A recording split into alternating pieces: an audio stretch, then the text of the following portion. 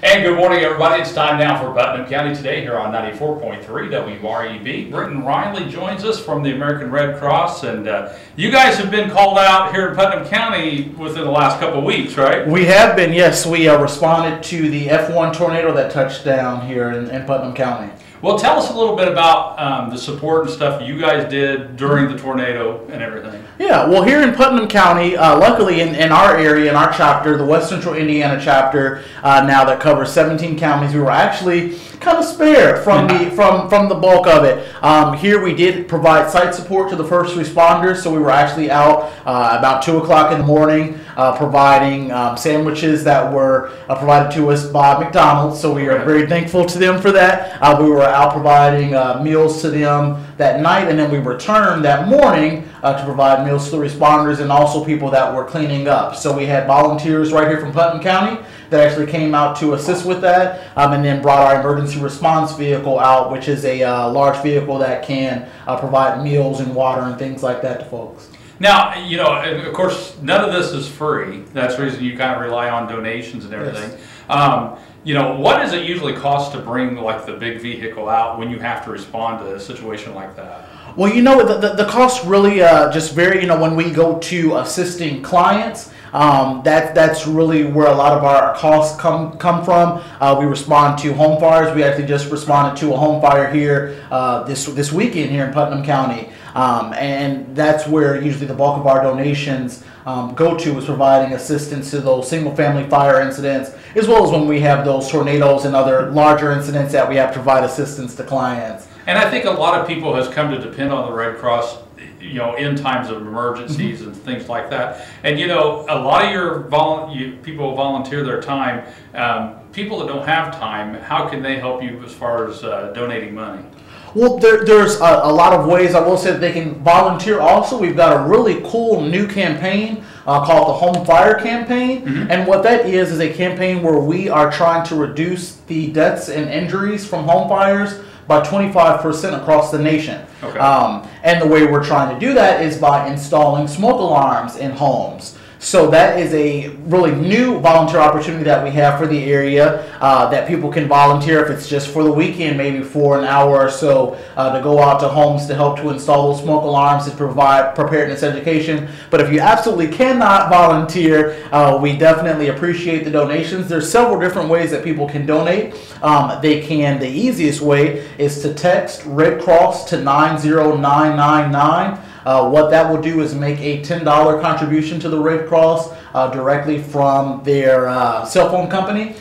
They can also go to redcross.org. That's another method, or they can call 1-800-RED-CROSS. Okay. Another thing I wanted to talk about too, when you think of Red Cross, you always think of blood donation. Yes. And you have so many of those because the need is so great in this community.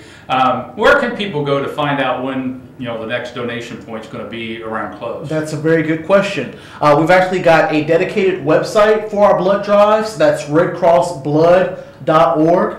So they can go there, and all of our new events are there listed, and they can actually sign up on that site.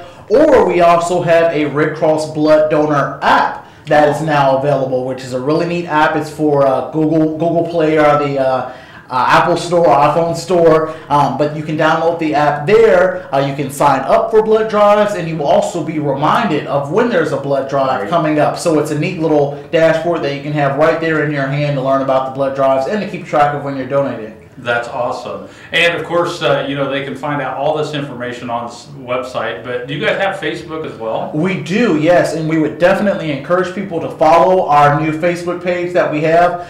We started out, I like to brag about this, but we started out about 500 followers here a few months ago when we merged our chapter, and we're up to about 1,200 now. But that's definitely not including everybody in our community. So our Facebook page is it's West Central Indiana American Red Cross. West Central Indiana American Red Cross. They can find that page.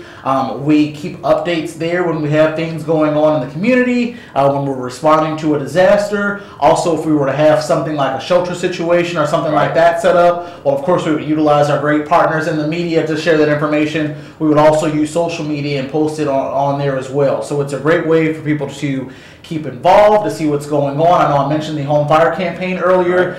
We actually have a goal to install 1,000 smoke alarms in our chapter, and we've created a really cool tool, just like a graph that people can monitor to see our progress as we make progress to install 1,000 smoke alarms. So a lot of neat things going on. So definitely, yes, our Facebook page is a great thing to follow. All right. Well, it sounds like the American Red Cross, you kind of embrace technology to help get your message out. Yes, yeah, and I would say, not just to get our message out, but we've also looked at it here recently to see what ways can we use social media in disaster to better be aware of what's going on and to improve our situational awareness. So we actually have 3 or 4 hubs across the nation now that have digital volunteers, and what they do is actually scope out information. What are people searching for when there's a disaster? What are people saying about the Red Cross? Where are people saying there's a need? And in Hurricane Sandy, it actually, that resource really came through for us. There were areas that we were not aware of, and because of social media and having that monitor,